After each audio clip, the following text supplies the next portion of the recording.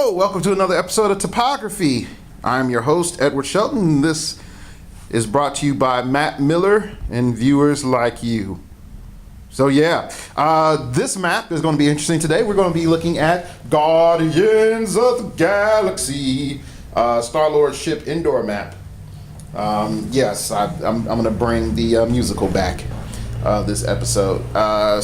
You might notice our normal cast of starting over of topography players / stand-ins. We have Phoenix Buster Iron Man. Say hello.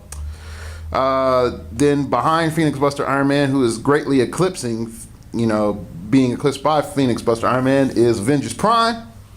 We have Salic over there with Captain America Sentinel, Yondu chilling in the corner, and of course Frosty Sentinel. Frosty Sentinel is now the head of the production staff of Topography. Some of you might wonder, why do I use Sentinels and big figures? It just makes it easier for you all to see, just because of how far back I have to have the camera. So I don't have like the super high production like Glass Cabinet Films, but I'm thankful for what I got, because I truthfully didn't have anything before. So anyway, pretty much, you might be saying like, hey, Dark Logos, I played on this map. There's nothing that smart on this map. And I would say, no, there's a lot of good stuff on this map. And it really starts off with your perspective. The first major thing that we're going to notice is what? Aha! Elevated starting area, 3 squares deep. This is huge. Huge.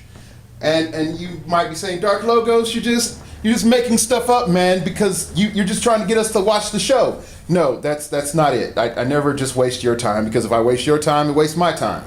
This is huge, mainly because if you have any sort of improved movement or phasing that allows you to get through walls and whatever else, or just blast walls real quickly, the distance between you and your opponent is ridiculous. If you have hypersonic speed, the distance between you and your opponent is a lot smaller. Those 2 squares matter. I'll repeat again, those 2 squares matter. And your starting area matters because they're not symmetrical. Okay, so now that we've focused on the part that, yay, the starting areas are a little bit borked, let's go into each side and see why each side is a little bit different, if I can get my camera work down. Okay, so I'm going to move Phoenix Buster for a moment, and he'll come back on to emphasize what Phoenix Buster was there for. Okay, so you can start to see that this first little starting area here is sort of suck. And here's why. Okay, first off, you can sort of see it's like, yeah, I got that 3 squares deep, but you can, if I tilt over to the side here, you see that space, that outdoor space stuff? Guess what? That's blocking terrain and it can't be destroyed. So what this means, if you can't fit your army and these nice little squares here, guess what, buddy? You're going to have to move forward and up. So if your army is expansive and you mess up and you pick the wrong side, let's just say you're running a whole bunch of moloids and minion guys, and you don't want your opponent to be any closer than what they are, yeah, you're going to have problems. You're going to have problems, because even if you move out, you're only gaining like 3 squares here, 3 squares there. Okay. Also, this is the only starting area with immediate access of hindering. So I'm going to put Phoenix Buster there, and he's there to represent hindering. Okay. So why is this good? If you have a special power that says blah blah blah, I get plus 80 damage when I'm inside of hindering terrain. Guess what? This is the spot for you. If you are a turtle team and you're saying to yourself, "Ooh, man, this is real interesting. I need to, occupy these squares so I can get plus defense on top of everything else." Then yeah, this is great.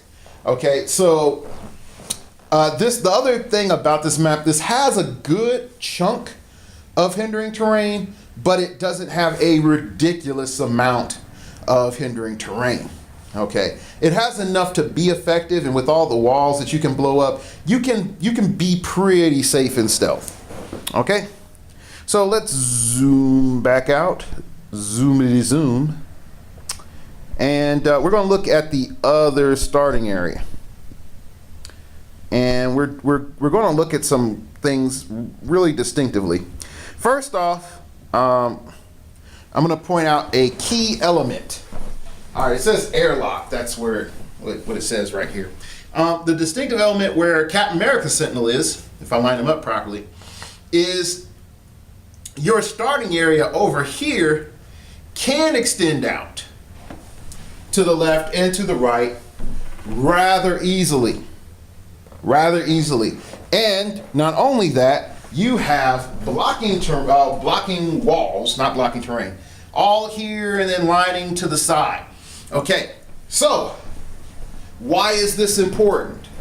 This is important if you have, crack sharpshooters like my man Yondu over here, who can ignore, terrain and whatever stuff for line of fire, just about anything.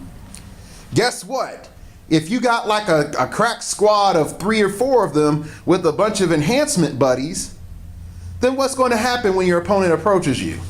Yeah, they might be able to bust down 1 or 2 walls, but unless they have improved targeting, ignores blocking and destroys blocking, guess what? Yondu is going to be sitting there whistling away like a boys choir, and then it's going to suck. It's going to suck for whoever has to face that, okay? So you might say to yourself, Dark Logos, why would my opponent, if I have let's say a Guardians of the Galaxy theme team, why would my opponent let me set up there? Because your opponent didn't listen to this episode of Topography. They're probably looking at the other side of the map thinking, oh, well, that's a little bit more open for me to rush down, and I have TK, and that's going to give me mobility to move in. Whereas you're like, I don't care you have TK, I got shield and whatever else back behind me, so I can just bust a cap on whoever I want to within range.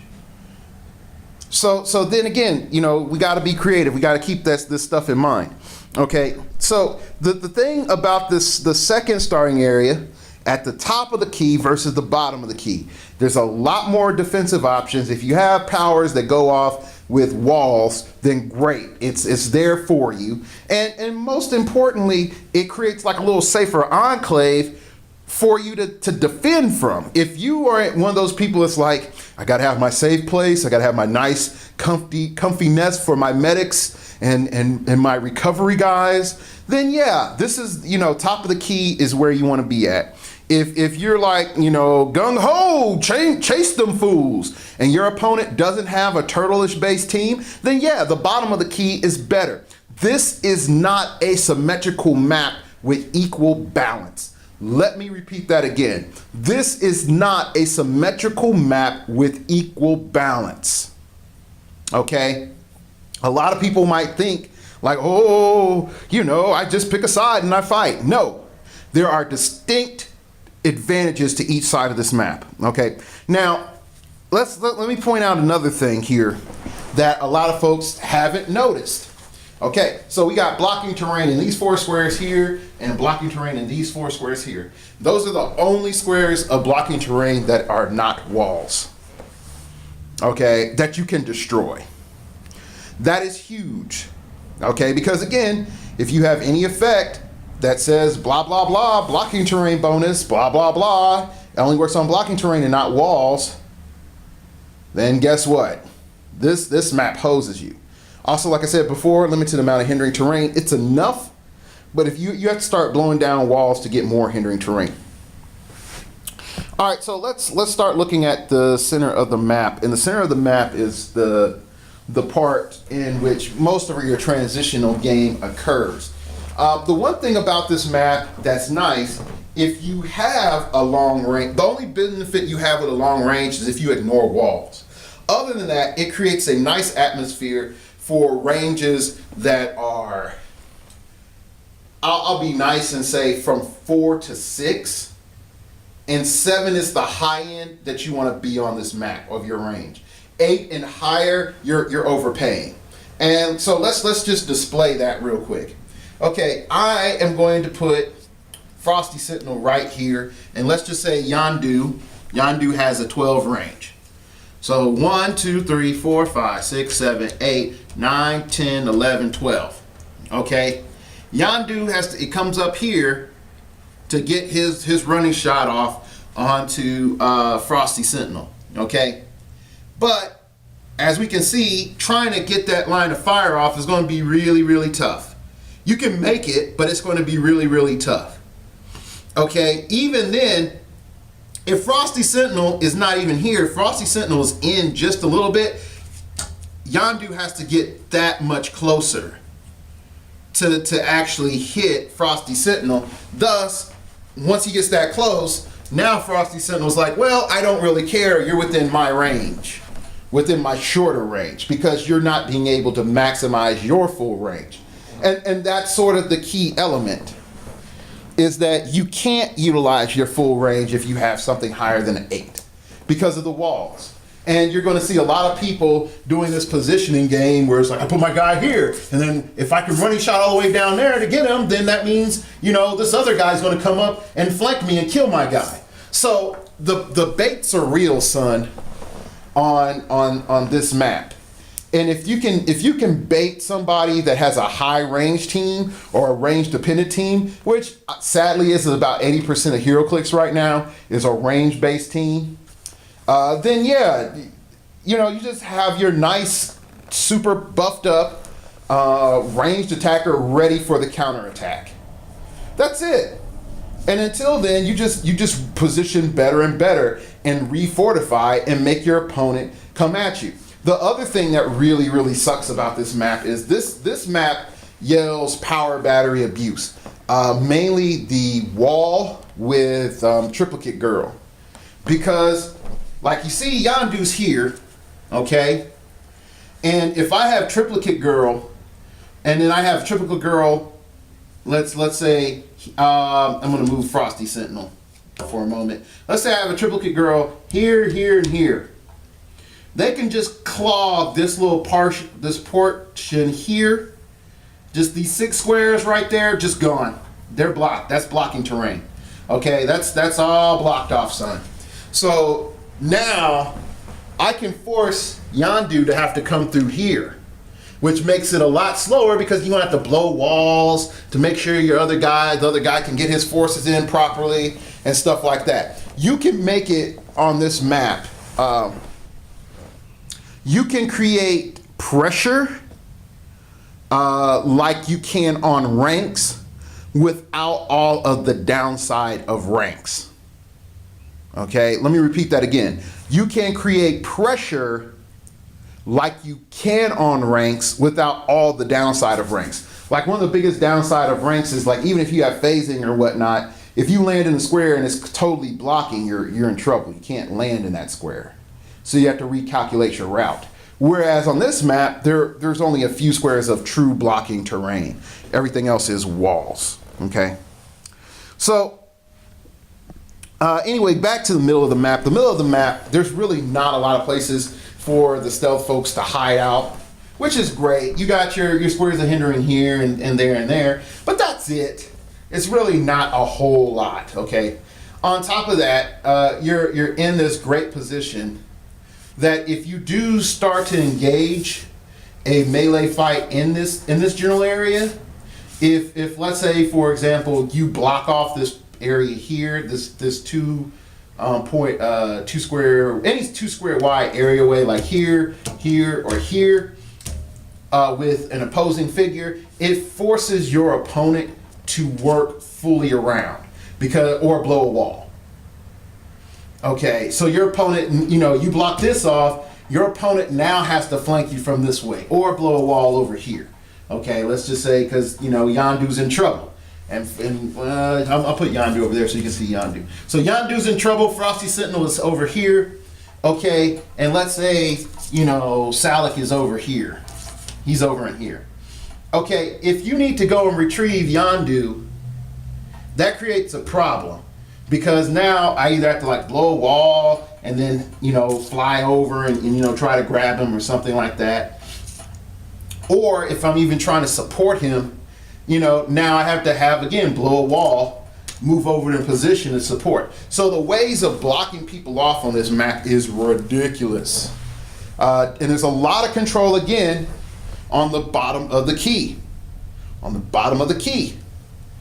Again, if you're going to be aggressive, if you're going to be hyper positioning, the bottom of the key is your positioning on the map. If you're playing defensive, the top of the key is your map. I hate to say it like this, you are not picking this map 9 times out of 10, you are responding to this map. So the main thing I'm just telling you is just how to respond to this map. Slight note, 4 squares of water terrain, 2 here and 2 there. It's nice. It would allow you to do certain things, but you can't depend on it. So overall, I gotta give this map 2 thumbs up. It puts a lot of pressure one side, too much dominance in the sense of if you're prepared, you can handle it. If you're not prepared, if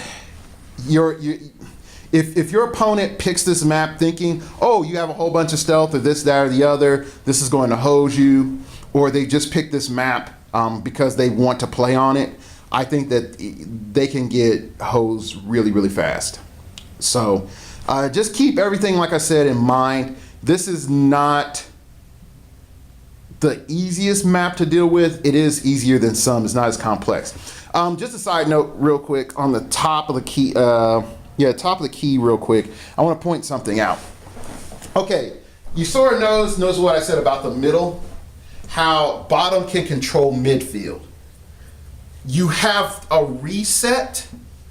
You have a reset of that down on the top of the field right in here. Because let's say you don't control this well, this middle field well. You can collapse back and be like, well, my opponent is approaching this way. I can block this off and force them to waste actions blowing up walls so that I can then, get first shot. So you can create chokes and then you can just sort of fall back and loop around. And it will definitely help you, deal with a ton of the pressures that you'll be facing on the top of the key. So, all right. Again, thank you for watching. You can check out my Twitter at StartOverPod. It came from outer space and told me Starlord's ship is pretty pimp. You can check my random musings there. Sometimes what, I'm dealing with at a tournament or just, cool figures I'm thinking of at the moment, maybe. Also, last few weeks, I guess if you had checked it out, I post when I'm going out salsa dancing, so that's been pretty cool too. Anyway, there's that. You can also email me at startingoverpodcast@gmail.com. If you have any comments or any maps that you want me to do on topography, if I have the map, I'll try to do it. You can also donate to the show or follow the blog at startingoverpodcast.blogspot.com. And if you want me to help you build your team from scratch and consult you in the ways of the heroclix, feel free to email me and then donate to me through the blog.